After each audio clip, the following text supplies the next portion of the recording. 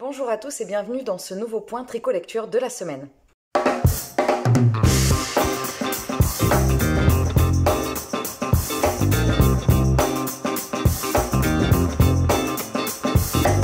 Aujourd'hui, je vais vous présenter des livres que j'ai lus, que je suis en train de lire, que je vais lire et également je vais faire un tout petit unboxing, je vais vous expliquer pourquoi. La semaine dernière, je me suis inscrite sur un site sur les conseils de mon amie Camille, Simplement Pro, qui est un site où on peut recevoir des services presse d'auteurs qui sont en auto-édition. Donc je me suis inscrite pour plusieurs ouvrages et j'ai été validée pour 3 livres actuellement. Donc je sais que j'en ai reçu un, je pense que j'en ai reçu un aujourd'hui. Bougez pas. Il s'agit des éditions Baudelaire, donc je pense savoir à peu près lequel c'est, surtout au niveau du volume, parce qu'il est assez fin, et que dans les 3 livres que j'ai eu de valider, il y en a un qui est fin et 2 qui sont plutôt épais, mais il y en a un surtout qui m'a été validé aujourd'hui, et de toute façon le paquet est fin, donc voilà. J'ouvre tout de suite.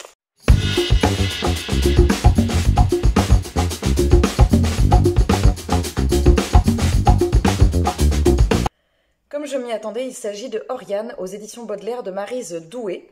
Donc c'est un livre, voilà c'est marqué, c'est un exemplaire en service presse. Donc c'est un tout petit livre où ça parle de Moyen-Âge où se mêlent réalité et fantastique. Oriane vit dans un paisible village au pied du château du comte Valgore. Un soir, après avoir bravé les conseils de son père, elle se perd en forêt. Un orage éclate, blablabla. Je vous dirai ce que j'en pense. Je pense que je vais le glisser entre 2 lectures parce qu'il fait une 60aine de pages. Voilà, il est très très court. J'aime bien la couverture, que je trouve assez féerique. Donc j'espère qu'il me plaira. Pour continuer dans ma logique des livres service presse, alors là c'est pas tout à fait un service presse, parce que c'est un livre que j'ai gagné dans le cadre d'un concours organisé par l'autrice. J'ai gagné le livre qui est pareil en auto-édition, Rendez-vous à Brighton, de Elodie Bonneville. Donc là c'est elle-même qui l'a édité. C'est le livre que j'ai reçu la semaine dernière, dont je vous ai dit que je vous parlerai. Excusez-moi, le chat fait beaucoup de bruit, pour changer. Donc là, le livre a été dédicacé par l'autrice. Il y a également un très joli marque-page qu'elle m'a fourni avec. Voilà, vraiment très joli, qui est manuel, quoi. J'en suis à la moitié du roman. C'est un roman qui est écrit très gros et qui se lit très facilement. Donc voilà, je l'ai commencé samedi et je vous en parlerai une fois que je l'aurai terminé. Dans les livres que j'ai terminés cette semaine, en fait, il n'y en a qu'un. J'ai fini L'homme qui voulait être heureux de Laurent Gounel aux éditions Pocket. Alors, je crois que j'ai découvert un truc l'autre jour. Je crois que c'est vrai en plus.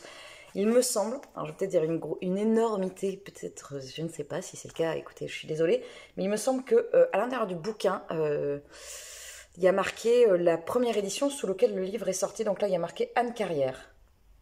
Je vais juste vérifier un truc.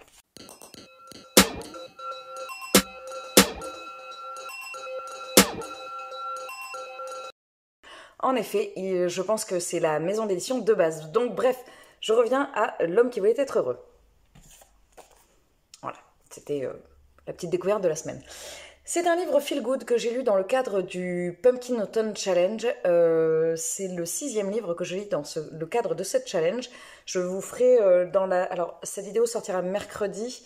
Lundi prochain va sortir... Non, pas lundi, mardi. Va sortir une vidéo. Alors d'abord... mercredi point lecture, samedi il y aura une vidéo sur mes tricots de l'année, mon point tricot et crochet de toute l'année, et le mardi suivant sortira une vidéo sur ma palle de novembre, entre autres avec les derniers livres du Pumpkin Autumn Challenge qu'il me reste à lire. Bref, c'est un livre feel good, c'est le premier de Laurent Gounel, il me semble bien, et c'est celui par lequel on m'avait conseillé de commencer. Pour l'histoire, on suit un homme qui est professeur, je me demande même s'il n'est pas professeur d'histoire géo, qui se sent malheureux. Il dit qu'il n'est pas malade, tout ça, mais qu'il est triste, et donc il va aller voir un espèce de sage, comme je le disais, pour avoir des conseils pour se sentir mieux dans sa vie. Alors, moi c'est un livre que j'ai mis du temps à lire alors qu'il est tout petit. Enfin du temps, il m'a fallu 3 jours, pour moi c'est beaucoup trop pour un livre de cette épaisseur-là. Pour la simple et bonne raison que je n'avais pas très envie d'aller dans ma lecture. Alors j'ai décidé que quand un livre ne me plaisait pas, je ne le continuais pas, sauf que celui-ci était tout petit, que je l'avais acheté, donc j'ai décidé de persévérer. Je pense que le livre ne me parle pas. Je pense que je ne suis pas faite forcément pour lire ce genre d'ouvrage, plein de conseils de vie avec comment être plus heureux, comment être plus épanoui, être en accord avec soi-même, tout ça. C'est pas des choses qui vont venir...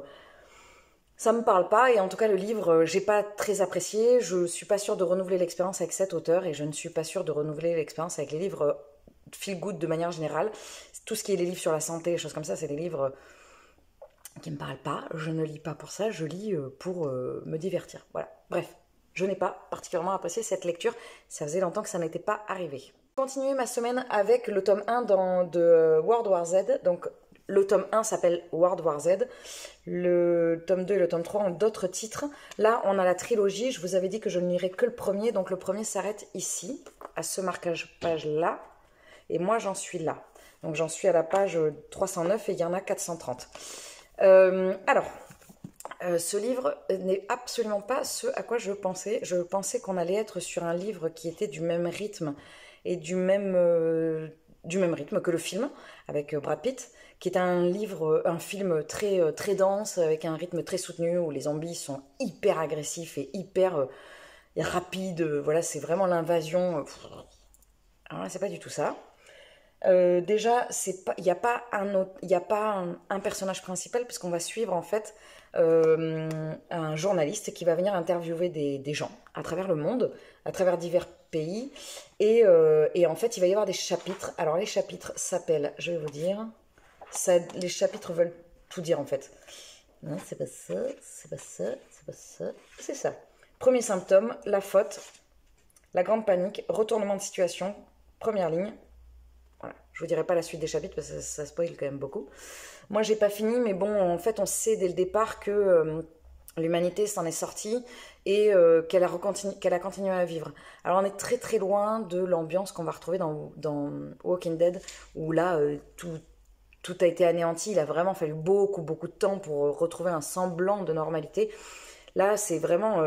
en fait, on voit le côté obscur de l'humanité qui reprend le dessus très vite sur la guerre des zombies et qui, en fait, va utiliser cette guerre comme n'importe quelle guerre, en fait. Donc, en fait, les zombies, ils sont pas pires que n'importe quel microbe. Voilà. Ça me parle, mais en même temps, j'ai du mal à m'attacher... Enfin, c'est pas que j'ai du mal à m'attacher, parce qu'en fait, il n'y a pas de personnage, donc... c'est différent. Bon, après, enfin, c'est différent. Oui, c'est différent de ce que j'avais pu lire avant, et surtout, c'est très différent du film. Donc, voilà, j'aime bien, mais je lirai pas les deux autres tomes, même s'ils ont l'air... Enfin, c'est drôle, quoi. On est plus sur le ton de l'humour, sur le deuxième, comment survivre avec les zombies, tout ça. Voilà. J'ai bien aimé, l'auteur écrit très très bien, ça c'est clair, mais c'est juste que la forme fait que je m'attache moins, forcément, parce qu'il n'y a pas de personnage central. J'en parlerai peut-être plus si je fais un point lecture. Alors la semaine prochaine, je ne me ferai pas de point lecture, ou alors j'en ferai un en décalé, parce que comme je vous disais, je n'aurai pas la possibilité de filmer, mais je le ferai peut-être en décalé en fin de semaine prochaine. C'est pour ça que je mettrai la vidéo de ma palle mardi. Voilà. Je ne suis pas sûre de revenir dessus, parce que là j'ai quasiment tout dit. Après, ça reste quand même super bien écrit, hein, voilà. C'est tout pour mon point sur la lecture. Parce qu'en fait, je n'ai pas acheté de livres, parce que j'avais dit que je n'achetais plus de livres. Bon, bah, j'en ai reçu 2, mais je ne les ai pas achetés. Je n'achèterai plus de livres jusqu'en novembre. Et voilà. Je voulais remercier mon amie Camille qui m'avait donné l'idée pour la vidéo d'Halloween, qui j'espère vous a plu. Moi, depuis que je l'ai tournée, j'ai les contes macabres qui me trottent dans la tête que j'ai vraiment envie de relire, sauf que je suis tellement en retard sur mes lectures que je ne peux pas. J'ai encore plein de lectures que je veux faire d'ici la fin du mois et j'aurai pas la possibilité de tout faire. La lecture que je vais entamer aujourd'hui, en revanche, j'essaye de l'attraper. C'est le tome 3 des aventures de Anna Svensson de Johan Fluck. C'est Meurtre et Muffin aux myrtilles qui m'a été offert par mon amie Camille encore un coup. Et avec qui je le lis en lecture commune. Pour ceux qui ne connaissent pas, je pense pas que j'avais parlé des premiers tomes dans mes vidéos. Je referai un petit point quand je l'aurai lu. Je vous ferai un petit résumé un petit peu de ce qui se passe dans le tome 1. C'est un cozy mystery, donc là on va continuer à suivre les aventures d'Anna et on va voir ce qui va se passer. Les livres que je vais emmener cette semaine avec moi et que j'aimerais lire dans les prochains jours, sachant que je commence Muffin aux myrtilles aujourd'hui, que j'ai pas fini World War Z et que je suis toujours dans Rendez-vous à Brighton.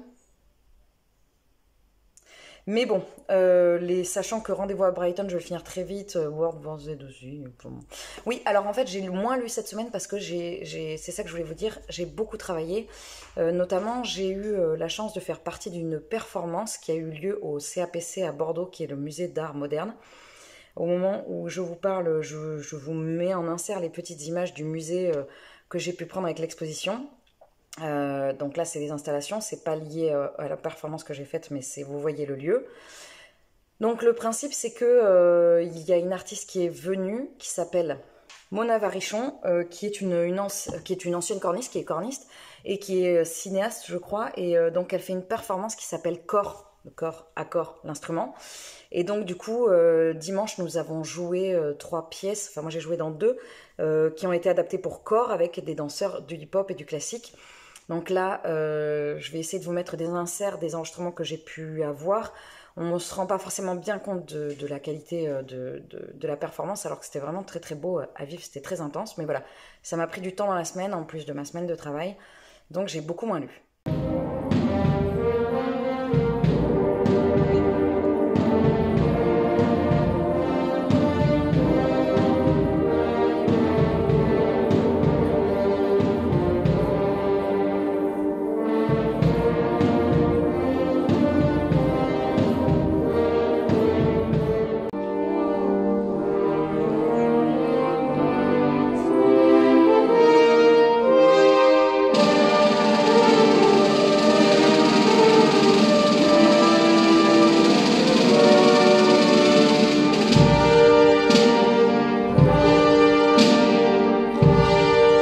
Les livres que je voudrais emmener avec moi pendant ma semaine de vacances, même si j'ai 2 semaines de vacances, même si j'en ai pas tout à fait 2, bon bref, que je veux emmener cette semaine avec moi en Creuse, il y a ces 3 petits livres, très légers, bien sûr, je vais lire ça en une semaine.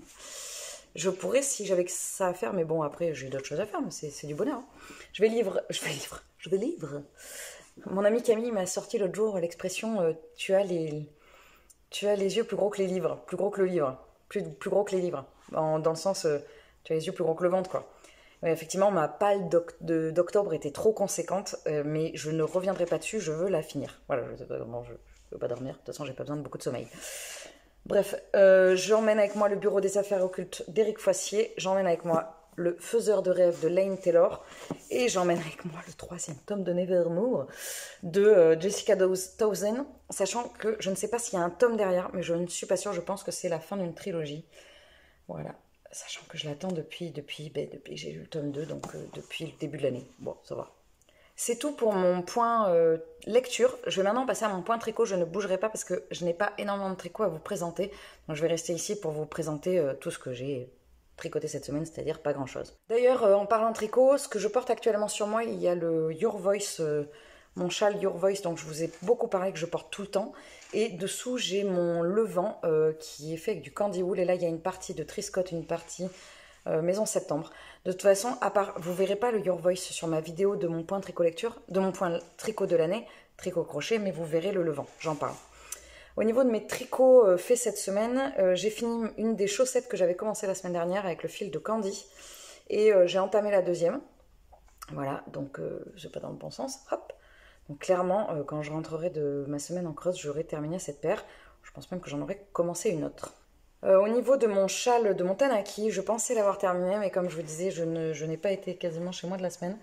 Donc je n'ai pas pu le terminer. Je suis vraiment sur la dernière dentelle. Donc là, il me reste 2 ou 3 rangs, je crois, de la... Vous êtes à l'endroit? Oui. 2 ou 3 rangs de la dernière dentelle. Voilà. Et après, il me restera la bordure, donc il me reste vraiment pas grand-chose. J'espère le finir là. Enfin, d'ici la prochaine vidéo, j'aurai terminé tout ça. Excusez-moi pour le bruit, c'est le chat qui a fait tomber les clés. C'est tout pour mon point tricot lecture de la semaine. Il a été un petit peu court, comme je vous expliquais, parce que la semaine a été assez chargée. Mais j'espère pouvoir vous présenter d'autres choses la semaine prochaine, parce que voilà, là, je vais avoir un rythme beaucoup plus lent. Donc ça va être beaucoup plus cool. Je tenais encore une fois, comme à chaque fois, à vous remercier vraiment de votre soutien, de vos messages et tout ça. De votre soutien sur YouTube et de votre soutien sur Instagram.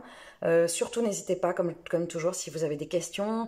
L'autre jour, il y a, je crois que c'est Christine, je ne sais plus, non, c'est pas Christine, c'est Claire, qui m'a demandé un conseil par rapport pour débuter la fantaisie.